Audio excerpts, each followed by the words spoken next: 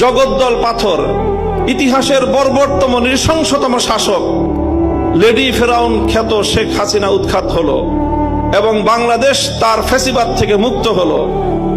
ঠিক 5ই আগস্টের একদিন পরে বেগম জিয়াকে হাসপাতালে দেখতে যাওয়ার সুযোগ আমার হলো এবং সেখানে ডক্টর জাহিদ সাহেবের বদান্যতায় দীর্ঘ সময় একান্ত সাক্ষাতে ওনার সঙ্গে কথা বলার সুযোগ হলো। চিন্তা করেন, যেই মহিলা অশীতিপর বয়সে জীবন মৃত্যুর সন্ধিক্ষণে দাঁড়িয়ে যার দ্বারা এমনভাবে নিগৃহীত হয়েছেন, অপমানিত হয়েছেন, নিজের প্রিয় বাস্তুভিটা তাকে ছাড়তে হয়েছে এবং জীবন মৃত্যুর মাঝামাঝি দাঁড়িয়ে বছরের পর বছর কারাগারে তাকে নিক্ষিপ্ত থেকে মৃত্যুর প্রহর গুনতে হয়েছে, যার উপর অত্যাচার এবং নির্যাতনের কোনো সীমা ছিল না, সেই বেগম জিয়া যখন জানতে পারে তার সামনেই তো ঘটছিল বাংলাদেশের এই পরিবর্তন, পট পরিবর্তন, শেখ হাসিনার এই পতন, স্বাভাবিকভাবেই তখন তো তার সঙ্গে কথা বললে প্রতিক্রিয়ার মধ্যে শেখ হাসিনার কিছু পর্যালোচনা, শেখ হাসিনার শাসনামলের কিছু জুলুম নির্যাতনের কিছু বিবরণ, তার ক্ষোভ, তার দুঃখ, মর্মবেদনার কিছু গল্প উঠে আসার কথা। আমি বিস্ময়াভিভূত হলাম। তার সঙ্গে প্রায় আধা ঘন্টার মতো আমার কথা হলো। তিনি আধা ঘন্টার মধ্যে একবারও শেখ হাসিনার নাম উচ্চারণ করেন। তিনি পূর্ণ সময়টায় দুটি কথা বলেছেন।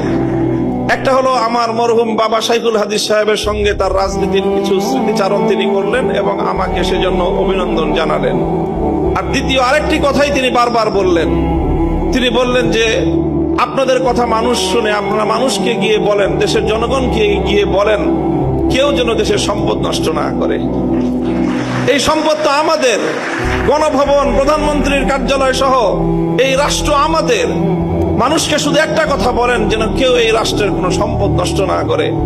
আমি অভিভূত হলাম যে এই পরিস্থিতিতে একজন মানুষ, তার কিন্তু নিজের অতীত জীবনের দুঃখ কষ্ট নিয়ে কোনো ইতিহাস তার মনে নেই, তার শুধু মনে দেশপ্রেম, মানুষের ভালোবাসা, দেশের সম্পদের ভালোবাসা, দেশটা যেন এগিয়ে যেতে পারে।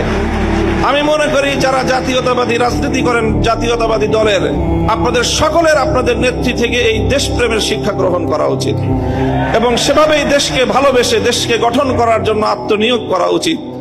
এবং আমি ওনার ব্যক্তিগত জীবন এবং তার অর্থনৈতিক স্বাবলম্বিতা সম্পর্কে যে তথ্য আমরা জানি, সেটা আসলেই বিস্মিত হওয়ার মতো যে 3 বার বাংলাদেশের রাষ্ট্রপ্রধান, প্রধানমন্ত্রী থাকা পরেও তার অর্থনৈতিক যে সক্ষমতা, তার যে সাধারণ মাত্রা, সেটা বিস্মিত হওয়ার মতোই। কাজেই সেই চেতনা থেকে, সেই প্রেরণার দ্বারা আপনারা রাজনীতি করবেন, এটা জাতীয়তাবাদী ছাত্র দলের সকল নেতাকর্মীর প্রতি আমার উদাত্ত আহ্বান থাকবে।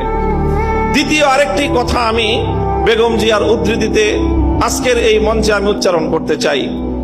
দেখেন, দীর্ঘ একটা সময় একসঙ্গে আমরা যুগপৎ রাজনীতি করেছি, জোটবদ্ধ রাজনীতি করেছি, আন্দোলন করেছি, সরকার গঠন করেছি।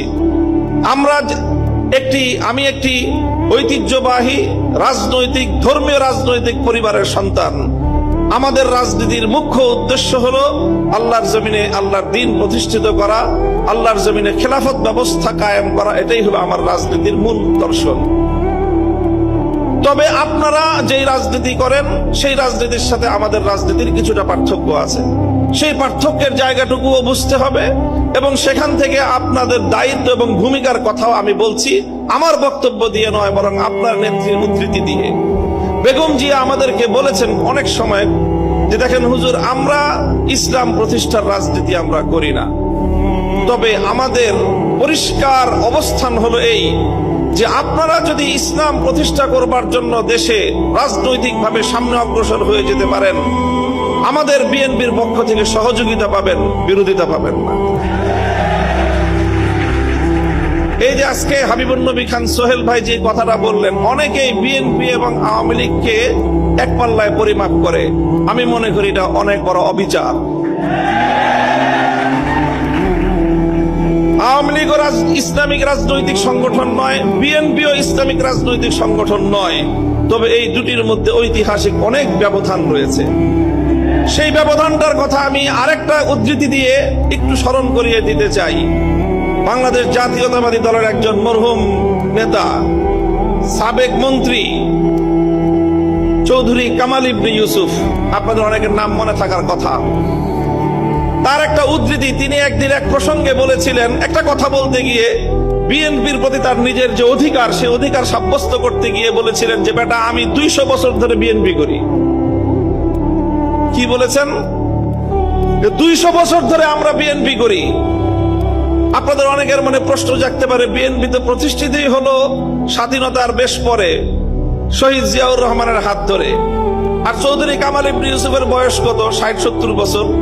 তো বিএনপিও তো 50 বছর আগে জন্ম নেয় নাই, চৌধুরী কামাল ইবনে ইউসুফের বয়সও 50 বছর নয়। তো ওই বেটা কিভাবে 200 বছর ধরে বিএনপি করে? আপনাকে বিএনপির ঐতিহাসিক রাজনৈতিক ধারাটাকে আপনাদের অবশ্যই ধারণ করতে হবে। চৌধুরী কামাল ইবনে ইউসুফের এই বক্তব্যের মূল কথা ছিল এই, যদি আমরা আমাদের এই জনপদের অতীত রাজনীতির ইতিহাস পর্যালোচনা করি তাহলে সবসময় আমরা এদেশে দুটি ধারা লক্ষ্য করতে পাই। সেই অবিভক্ত ব্রিটিশ আমল থেকে যখন ঢাকা বিশ্ববিদ্যালয় প্রতিষ্ঠার ঘোষণা এসেছিল, যখন ঢাকাকে কেন্দ্র করে পূর্ববঙ্গের উত্থানের ঘোষণা এসেছিল, যখন মুসলিম জাতিসত্তা প্রতিষ্ঠার ঘোষণা এসেছিল, তখন এই বঙ্গ অঞ্চল থেকে কিছু মানুষ তারা ঢাকা বিশ্ববিদ্যালয় প্রতিষ্ঠার বিরোধিতা করেছিল।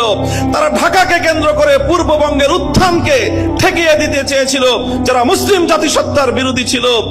এই ঐতিহাসিক ধারা সেই ব্রিটিশ আমল থেকে চলে এসেছে, আর এই ধারায় এইভাবে দুটি ধারা প্রতিষ্ঠিত হয়েছে, সংঘাত চলেছে, লড়াই চলেছে।